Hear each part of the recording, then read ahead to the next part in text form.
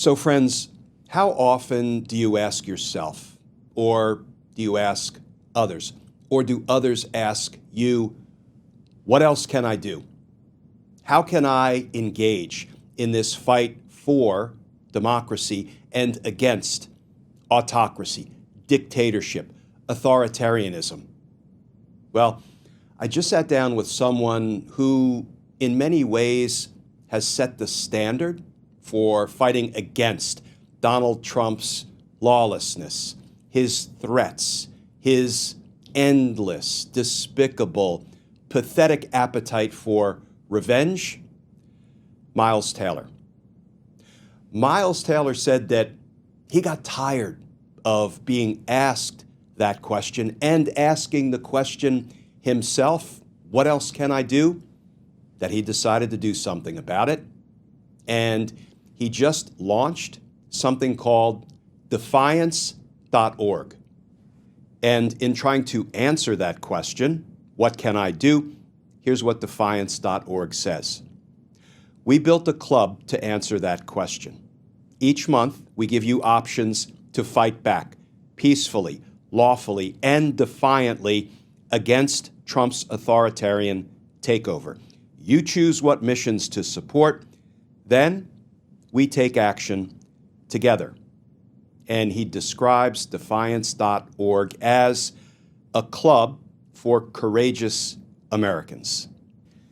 And so I wanted to sit down with my friend Miles Taylor to hear more about Defiance.org, because justice matters.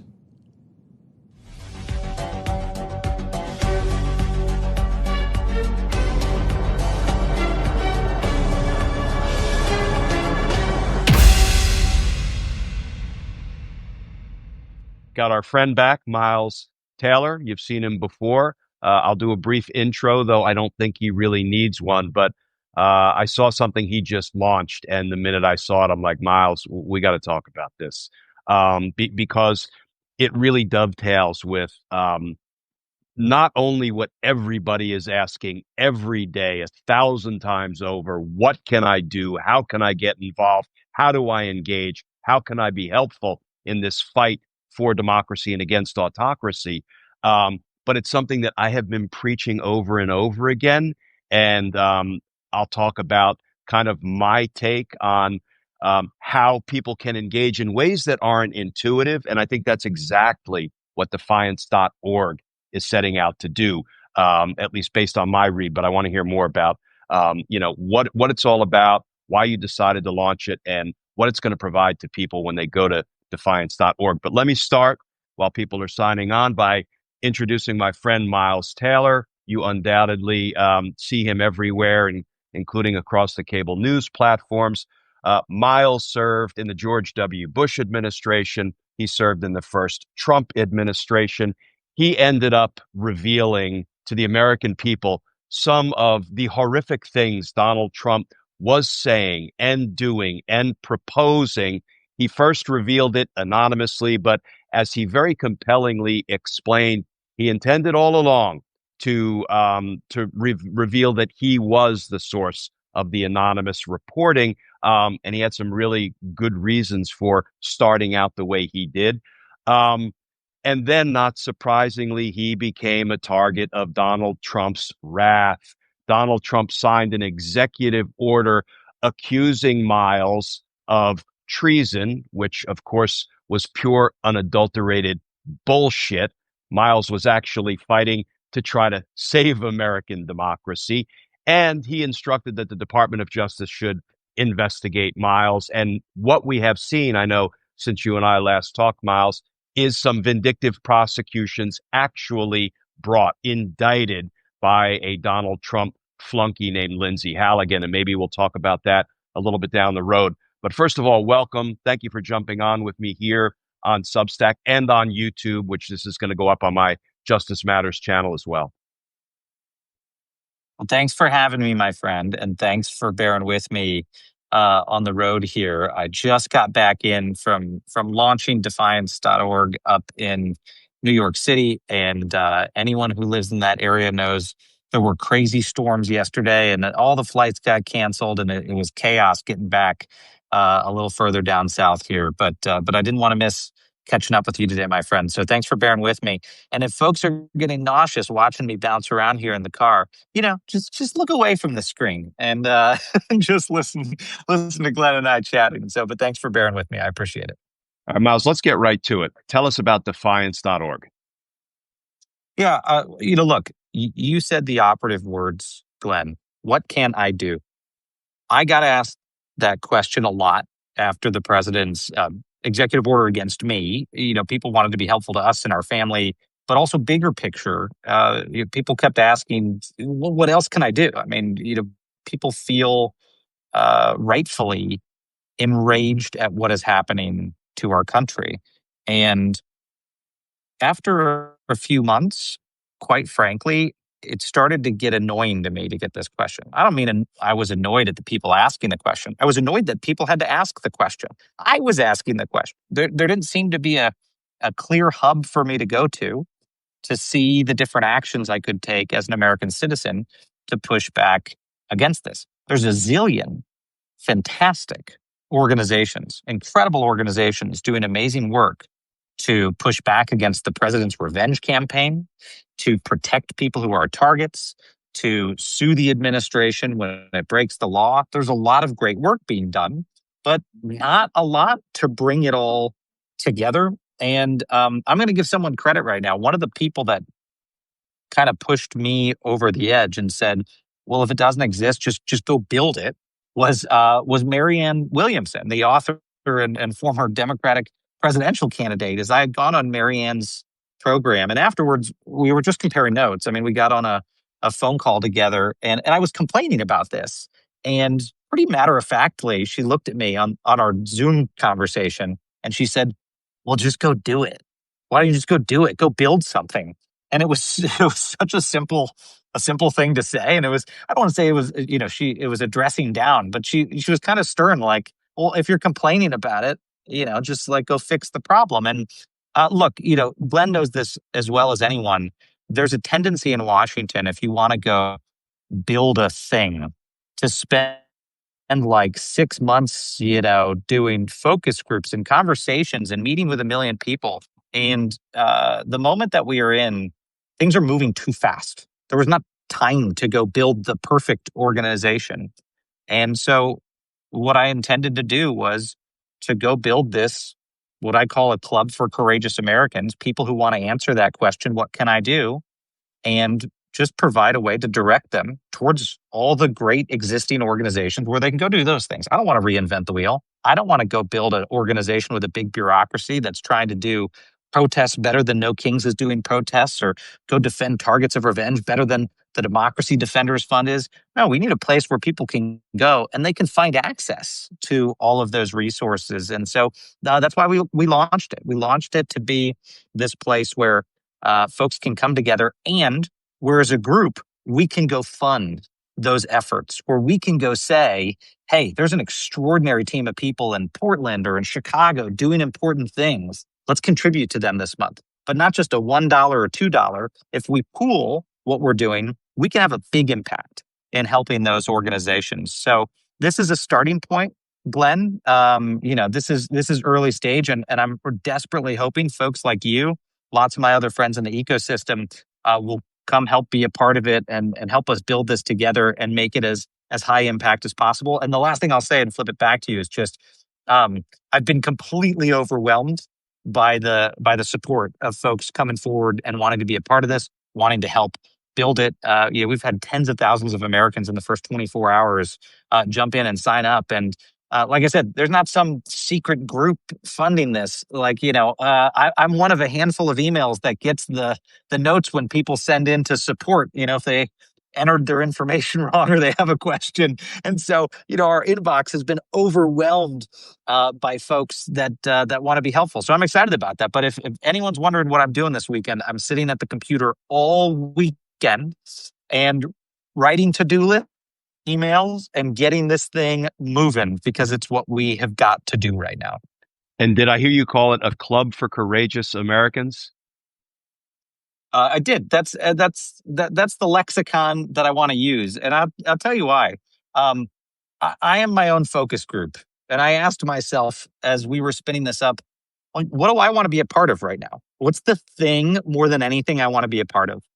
And I guess more than anything, I want this all to be over, and I just want to go back to my life. But that aside, I want to be in a club of people who are willing to step up in this environment. That's what I want, just as an individual person. I want to have that kind of community, and I want to know that that club I'm in is focused on pushing back against the lawlessness of this administration, and I hope other folks feel the same way. There is an intense desire for community right now, and I will tell you, I have not felt as optimistic about the moment we are in as I did on October 18th when so many people got together. That was a really cool feeling to be out there in the streets with folks.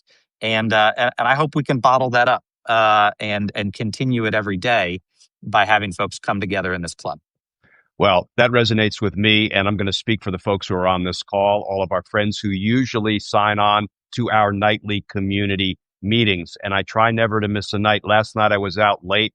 I jumped on at 11 o'clock last night, and all of our friends jumped on because community is everything right now.